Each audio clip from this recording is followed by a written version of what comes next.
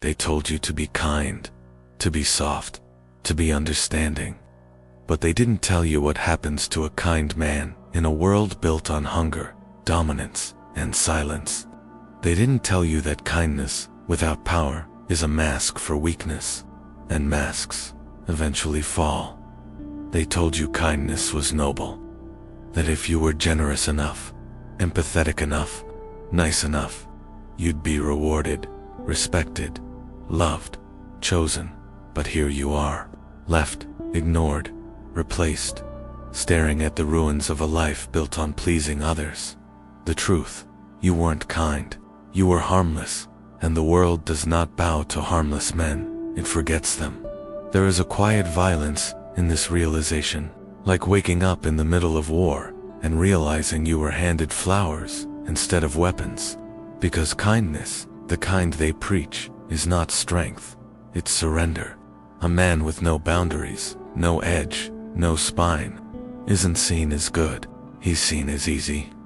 Kindness became your disguise, but not for strength, for fear, fear of rejection, fear of conflict, fear of being alone. You thought if you gave enough of yourself, they'd give something back. But lions don't repay kindness. They eat the deer that kneel. Picture it, a wounded deer limping through the woods, bloody, broken, whimpering. It licks the hand of the hunter, not out of loyalty, but out of fear, desperation. That was you, smiling, pleasing, hoping, thinking that if you were soft enough, they'd see your soul. They didn't. They saw a target. Here's what no one told you. Real men aren't nice. They're clear. They don't trade their power for approval. They don't beg to be seen. They move like shadows, silent, still, untouchable. When they're kind, it's calculated. When they give, it's with control. Because power without direction is noise. But kindness without power, that's suicide. You've been lied to, by schools, by mothers, by a society terrified of strong, silent men. They wanted you tame, domesticated, defanged, because a man who's dangerous, but chooses peace, can't be manipulated. But a man who confuses kindness for virtue, he'll betray himself to stay liked. He'll hold in his anger. He'll silence his truth. He'll smile while drowning. Let's make something clear. Kindness is not weakness, but default kindness is being kind by choice. When you have the power to be cruel, that's strength. But being kind by instinct, because you're afraid of confrontation, that's slavery. And most men don't know the difference.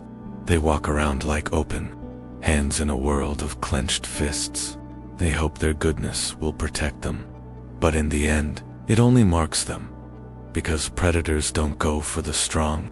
They go for the kind, the soft-spoken, the unsure, the ones who confuse being liked with being respected.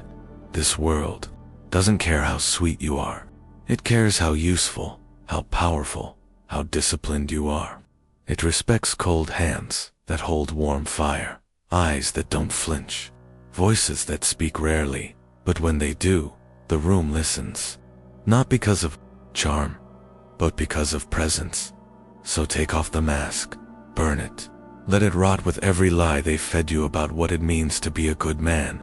You don't owe the world your comfort. You don't owe it your softness.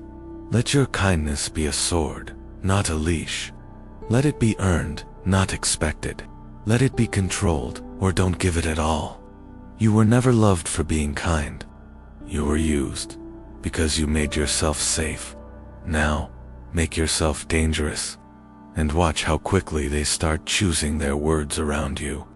They call it kindness, but look closer, and you'll see fear. Not the kind that screams, the kind that hides behind smiles, that shakes hands while hoping not to be left alone. The truth, most people aren't kind because they're strong. They're kind because they're terrified. They want to be liked, accepted, protected, so they soften their voice. They nod when they disagree. They say yes when everything inside them says no, not out of generosity, but out of survival. Because to them, confrontation feels like death, Rejection feels like exile. Being disliked feels like erasure. They don't offer kindness, they beg with it. You've seen it. Maybe you've done it. Smiling too wide, helping without being asked, apologizing for simply existing too loudly. But here's the bitter truth. When you use kindness as currency, you make yourself cheap. When your kindness is unconditional, people learn to expect it, not respect it. You become a utility. Convenient, comfortable, forgettable. The world doesn't reward niceness.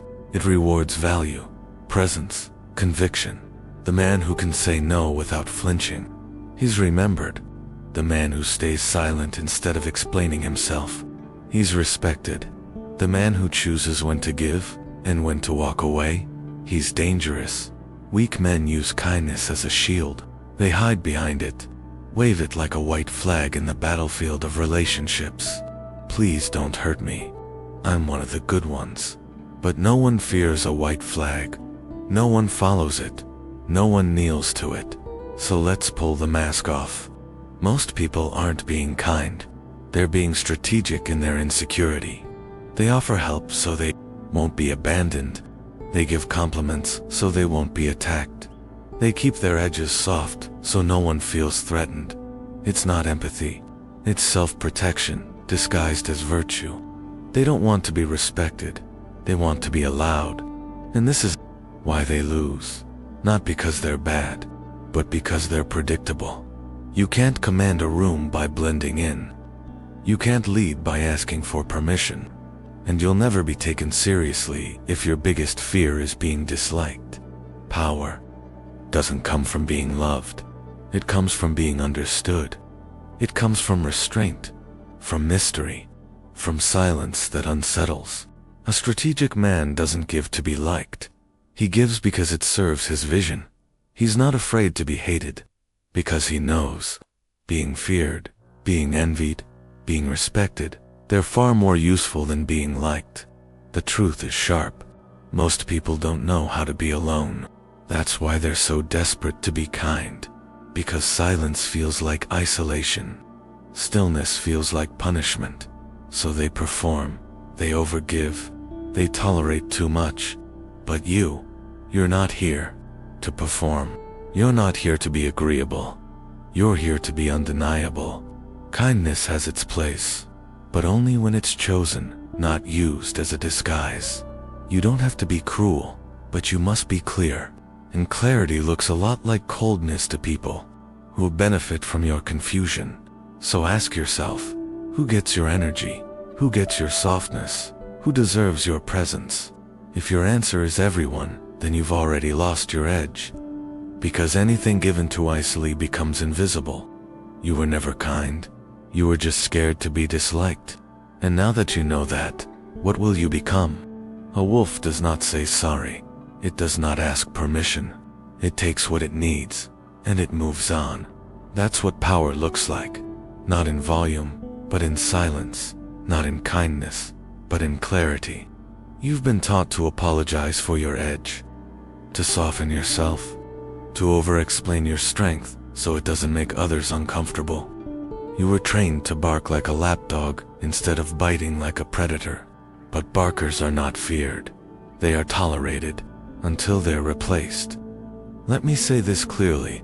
Real men don't ask for acceptance. They move, and the world adjusts. A lion doesn't explain why it hunts. A storm doesn't justify why it rains. Power doesn't explain itself. Only the powerless feel the need to be understood. You've been conditioned to think that stillness is passivity. It isn't. It's precision. It's knowing that reacting is a form of weakness, and the man who reacts first loses the game. Look around.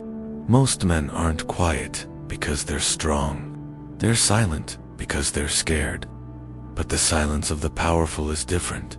It's not hesitation, it's calculation. It's the silence of the scope before the shot. A wolf does not broadcast his hunger. He doesn't post it, doesn't cry about it. He hunts in the cold, waits in the dark, strikes when no one's watching, and disappears before the echo fades. That's the man you must become. Not loud, not angry, just undeniable. You don't need to prove your worth with noise. That's what boys do. Boys argue.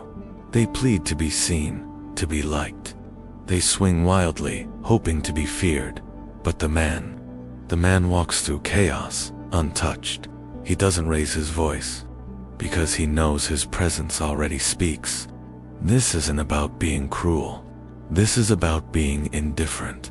There is power in not needing their validation, their praise, their forgiveness. You don't apologize for who you are when you've earned your place in silence. Why? Because the moment you beg to be understood, you hand them your spine. Strong men don't negotiate with guilt. They don't explain why they left, why they said no, why they didn't smile when expected. They understand this brutal truth. Every time you apologize for your boundaries, you teach the world to cross them. Let them call you arrogant. Let them say you're cold. Let them misunderstand you. You don't need their narrative.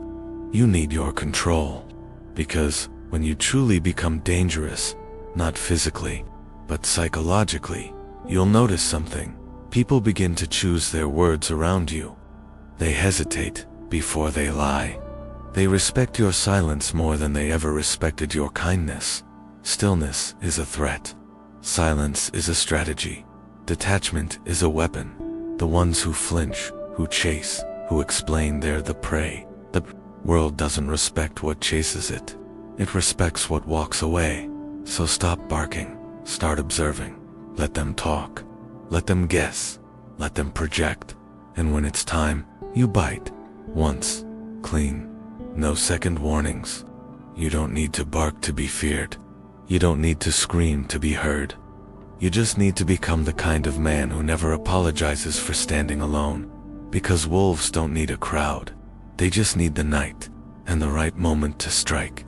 A smile is not always kindness. Sometimes it's a blade, hidden in plain sight, sharp, silent, deadly. And the most dangerous men in the world are the ones who know how to smile without ever meaning it. You've been taught that smiling makes you approachable, that kindness makes you trustworthy, that warmth makes you a good man. But the powerful don't use kindness to be good. They use it to gain ground, to disarm, to maneuver, to gain access. Not out of softness, but out of strategy. Because here's the truth, no one dares to say out loud. The kindest man in the room isn't always the safest. He's often the most dangerous, because he's the one who knows how to hide his power behind charm. High-level diplomats do it. So do intelligence agents. Even mob bosses and CEOs. They smile when they want your guard down. They compliment when they want your attention. They show warmth, not because it's real, but because it works. Kindness is not their default.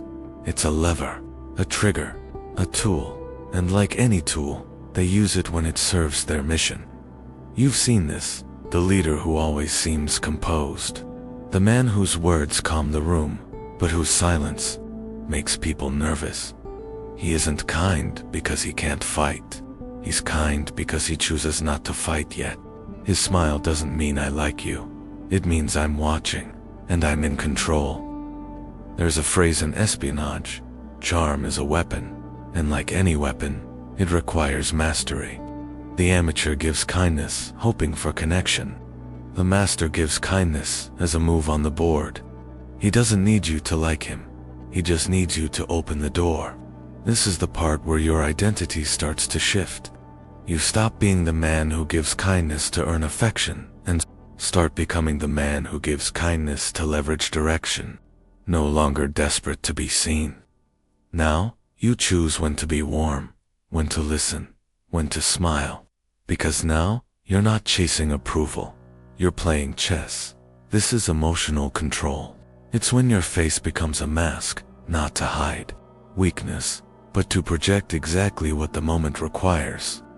You may be burning inside, calculating, reading, analyzing, but outside, stillness, calm, warmth, if needed. That's the power of restraint, and men who master restraint rule silently.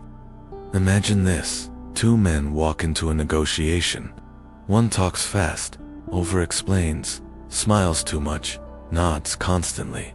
The other, he speaks slowly, looks you in the eye, says little, smiles once, and only when he wants something. Guess who holds the power? Not the one who gave too much, but the one who gave just enough. You see, when you're feared but calm, your kindness becomes terrifying, because people start asking, if this man is this composed, what happens when he's not? And that question, that's influence, that's leverage, that's control. Let others wear kindness like a badge. Let them beg to be seen as nice. You wear it like a cloak, something you can drop the moment it no longer serves you. And that's the shift. You're not here to be liked. You're here to move like shadow, to read the battlefield, to remain calm when they expect heat, to smile when they expect rage, to walk away when they expect you to fight. Because unpredictability is dominance. Don't give them your kindness by default. Let them earn it.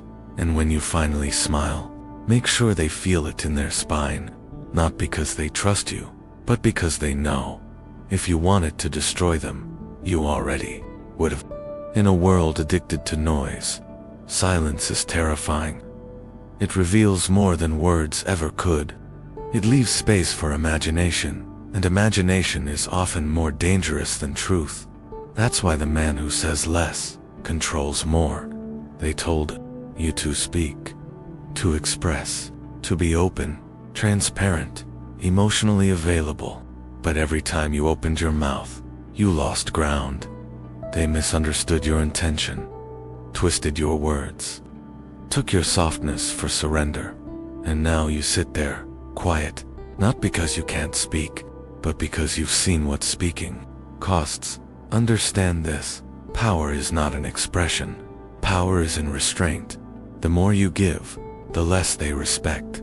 The more you explain, the less they listen.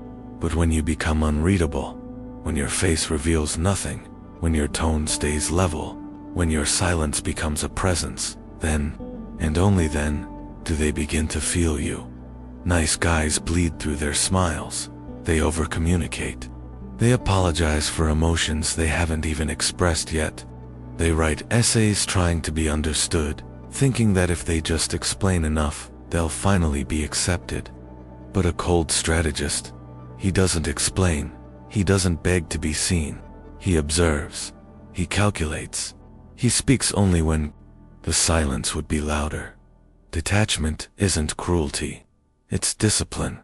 You don't owe anyone warmth. You owe yourself clarity. And clarity often comes in silence. When emotions rise, stay still. When they expect you to chase, disappear. When they demand your reaction, give them stillness. This isn't passive, it's precise. Because silence, in the hands of the strong, is the most violent response imaginable. Picture this. Someone insults you. They want to provoke you, pull. A reaction, make you flinch, reclaim control. And you say nothing. You don't argue. You don't defend. You just look at them, cold, calm, unmoved. They'll remember that silence long after any words would have faded. Why? Because silence creates uncertainty, and uncertainty breeds fear. There is a reason warriors don't speak before battle, a reason assassins move without sound, a reason kings sit on thrones in silence, while others beg for attention. Stillness is a signal. It says, I don't need to be loud, because I'm already dangerous. You were never weak for being kind. You were weak for being predictable. Easy to read, easy to push, easy to manipulate. That ends now. Your power lies in becoming emotionally invisible, unreadable, untouchable, because when they can't see your next move, they flinch at the possibility of it. They'll beg you to explain, to open up, to just say something. But you don't give the gift of your voice to those who weaponize your words. You don't hand your map to someone who wants to dismantle you. You smile, just enough, You speak only when it shifts the room. You leave before they even realize you're gone, and that absence, it echoes louder than 1,000 apologies. This is your quiet rebellion, not to become cruel, but to become indifferent. Let them think what they want. Let them project. Let them shout into your silence, because the more noise they make, the more obvious it becomes that you don't need them.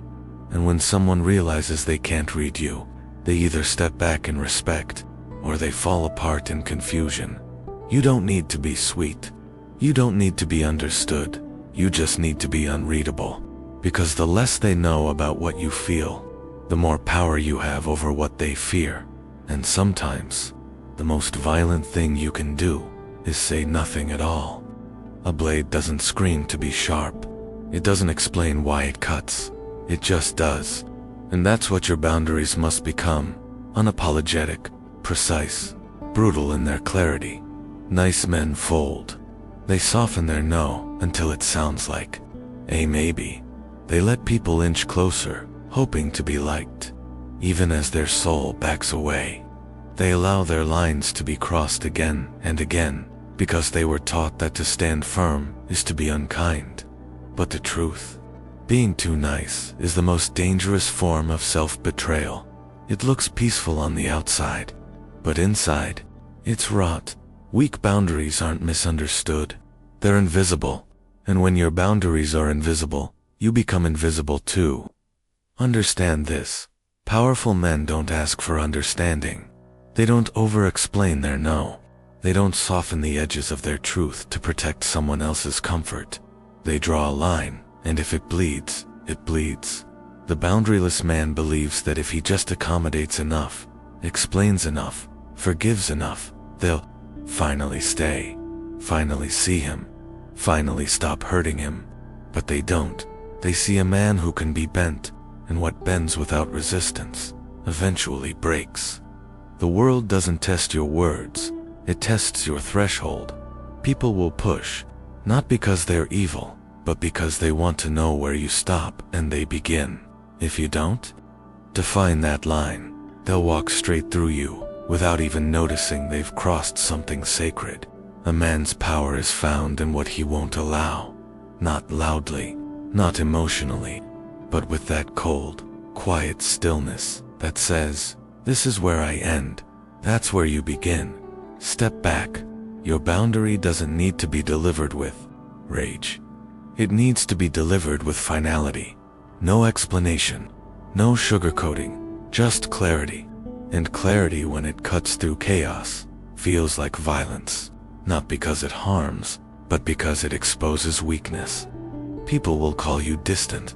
They'll say you've changed, that you're cold now, and they'll be right.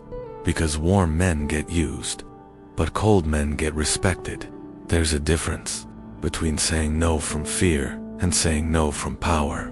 Fear says, "I'm scared of what will happen if I say yes." Power says, "I don't care what happens. I'm not moving." You don't need permission to protect your peace. You don't need to justify why something doesn't feel right. You don't need them to agree with your line. It's your line, and if they can't respect it, they don't respect you. The strongest men you'll ever meet don't raise their voice. They raise their standards. They don't fight for respect. They remove access. They don't argue over their worth. They disappear and let silence explain what words never could. A boundary is not for others. It's for you. It's the structure that keeps your dignity intact. The wall that protects your soul from bleeding out to people who only know how to take and make no mistake. It will cost you. You will lose people. Friends, lovers, people who only stayed because they could cross your line without consequence. But that's not loss. That's cleansing. And when you've been empty for too long, you don't fear the silence that follows the exit. You welcome it. You don't have to scream. You don't have to fight. Just sharpen your edge and let them bleed on your silence. Because the man who enforces his boundaries without apology is the man no one dares to test twice. Some men swing wildly when provoked. Others smile, not because they're weak, but because they've already decided how this ends. See, there's a type of power that doesn't need volume. It doesn't need fists. It doesn't even need a word. It watches. It waits. And when it moves, it ends things. This is emotional precision, and the man who masters it becomes untouchable. Most people are slaves to emotion. They react fast. They need to prove something. They burn bridges with a match lit by their own ego. But the assassin, he doesn't flinch when insulted. He doesn't chase when they walk away. He doesn't bite on bait disguised as praise. Because emotional detachment is not about being cold. It's about being controlled. It's discipline. Imagine a battlefield. Everyone's shouting, swinging, dying for attention, bleeding validation. And then, there's one man, still, silent, watching. He sees the cracks. He hears what they didn't mean to say. He notices where the hands tremble, where the eyes hesitate, where the smile is fake. He's not louder. He's just longer lasting. Because in the war of minds, the one who out-observes, outlasts. Do you know what people fear the most? Someone they can't read? A man who doesn't explain himself, who doesn't justify his silence, who doesn't react to manipulation, but remembers it. Because that kind of man becomes a mirror, and people hate what they see in a mirror they can't crack. You want power? Then stop giving your emotions away like free samples. You don't need to respond to every attack. You don't need to explain your tone.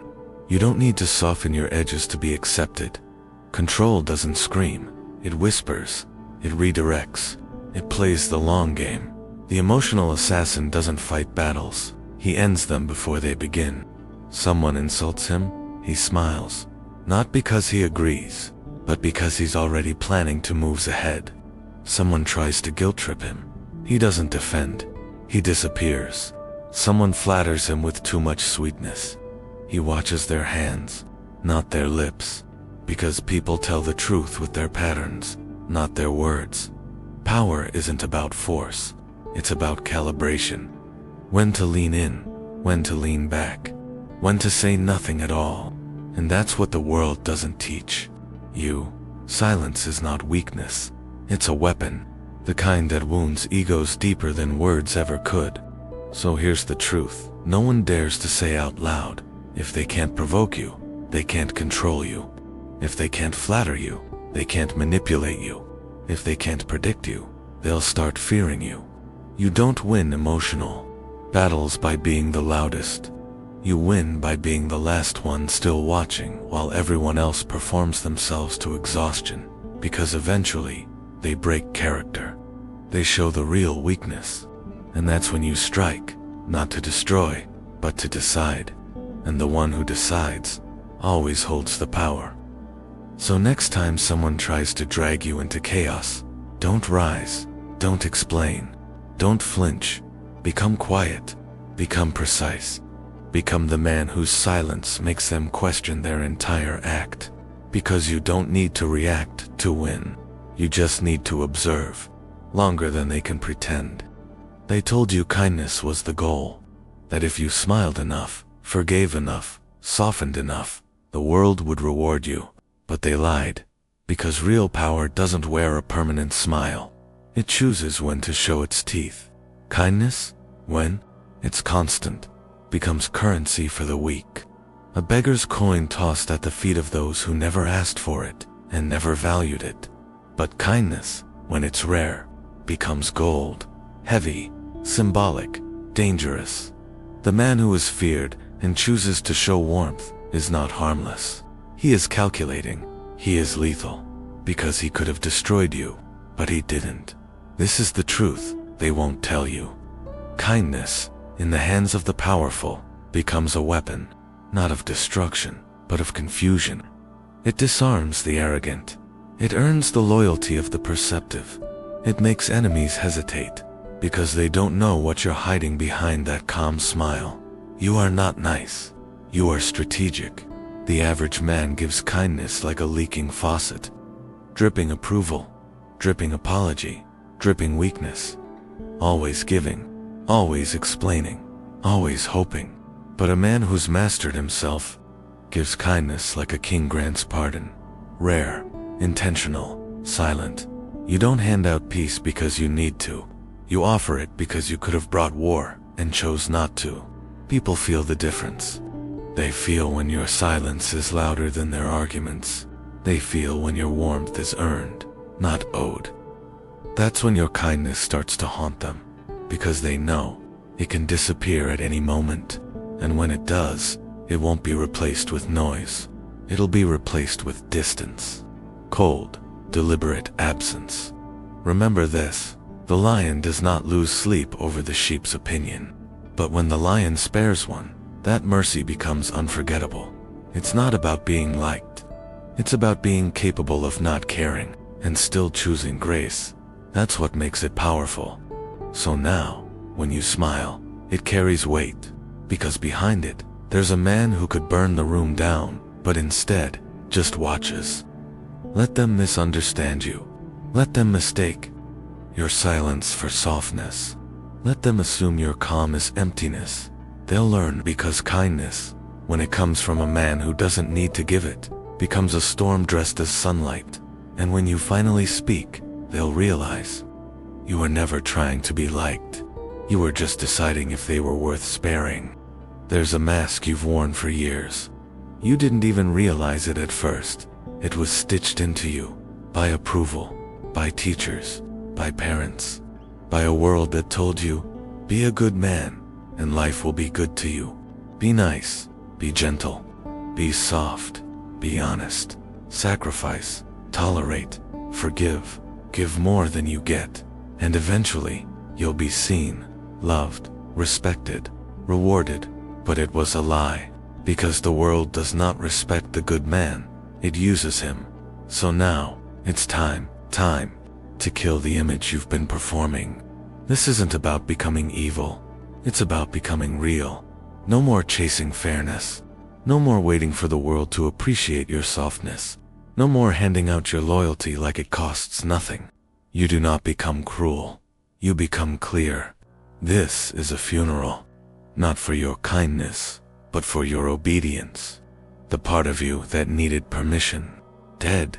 The part that apologized for setting boundaries, gone. The part that sought validation through over-explaining, over-feeling, over-giving, buried. Let the world mourn the good man, because the man rising in his place is something else entirely. From this moment forward, you stop hoping to be understood and start demanding to be respected. You stop offering softness as a default and start making it earned. You stop being liked and start being remembered. This is not about becoming heartless. It's about having control over your heart. You still care, but now you choose who gets to see it. You still love, but now you measure who's worthy of it. You still feel, but now your emotions are your weapon, not your weakness. They will call you names, heartless, cold, arrogant, distant. Let them, because what they call arrogance is just what it looks like when a man no longer needs approval. What they call coldness is just precision. What they call heartless is just a man who finally put himself first. The boy believed kindness would win him peace. The man knows power earns peace, and kindness is a choice, not a strategy. The boy thought being nice made him safe. The man knows silence makes him dangerous. The boy wanted to be chosen. The man chooses. So here we are. The final cut, the final shift. This isn't about rebellion. It's about liberation. You've exited the role they wrote for you, and now you write your own. You are no longer the good man. You are not cruel. You are not kind.